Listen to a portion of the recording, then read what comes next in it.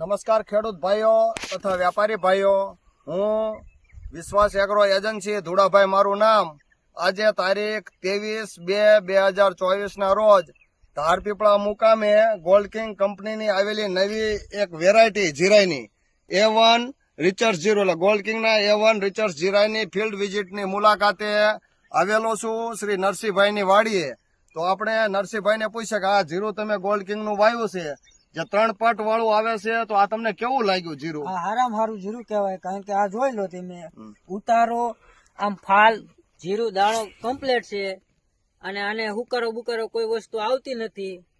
એટલે ટૂંકમાં ફુકારો ઓછો લાગ્યો છે, હુકારો ઓછો અને આમ જીરું સારું છે. એટલે ટૂંકમાં 3 પટ મારેલા છે એટલે ફૂગ ઓછી લાગી છે, રોગ જીવાત ઓછું લાગ્યું છે અને હુકારો ઓછો લાગ્યો છે.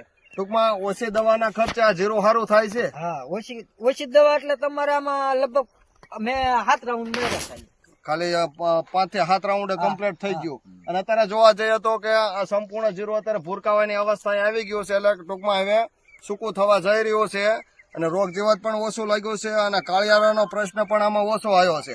આજુબાજુના ખેતરમાં જે 4 નંબરનું વાવેતર છે એમાં કાળિયારાના ઘણા બધા પ્રશ્નો છે, પણ જે ગોલ્ડ કિંગનું A1 જીરું વાપરેલું છે એમાં સુકારો પણ ઓછો આવ્યો છે, કાળિયારો પણ લાગ્યો નથી અને દાણા પણ એકદમ મોટા અને ભરાવદાર લાગે છે.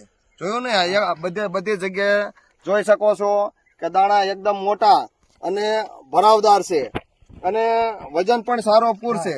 એટલે ટૂંકમાં 10 થી 12 મણનો વીઘો ઉતારો આવે એવું લાગે છે.